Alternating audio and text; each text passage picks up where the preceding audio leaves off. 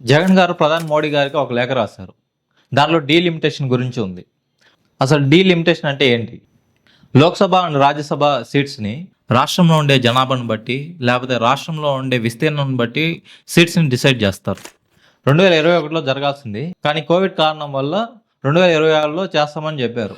దీనిలో ఏమవుతుందంటే సౌత్ స్టేట్స్లో కుటుంబ నియంత్రణ అనేది పాటించి ఆ జనాభాను తక్కువ చేసుకున్నారు. కానీ నార్త్ స్టేట్స్లో అలా కాదు. సో దీని గురించి జగన్ గారికి కానీ, లేకపోతే తమిళనాడులో డిఎంకే పార్టీ కూడా దీని గురించి వాయిస్ వినిపించింది. వాళ్ళు కూడా టెన్షన్ పడుతున్నారు. ఇదే కానీ జరిగితే సౌత్ స్టేట్స్లో Lok Sabha seats and Rajya Sabha seats తగ్గిపోతాయి. అప్పుడు మనకు ప్రశ్నించే ఆ క్యాపబిలిటీ అనేది తక్కువైపోతుంది. సో దీని గురించి టెన్షన్ పడుతున్నారు అందరూ. సో ఇలా జరగకూడదు అనేసి జగన్ గారు ఒక లేఖ రాశారు. అమిత్ షా గారు కూడా ఒక హామీ ఇచ్చారు, సౌత్ స్టేట్స్ లో ఆ సీట్స్ అనేది తగ్గించడం జరగదు అనేసి.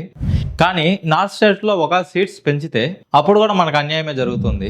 ఎందుకంటే అక్కడ పెంచినా కూడా ఇక్కడ తగ్గినట్టే కదా. సో ఏమవుతుందో 2026లో తెలుస్తుంది. డేట్ అయితే ఇంకా ఫిక్స్ అవ్వలేదు. మీ ఒపీనియన్ ఏంటో చెప్పండి. Thank you.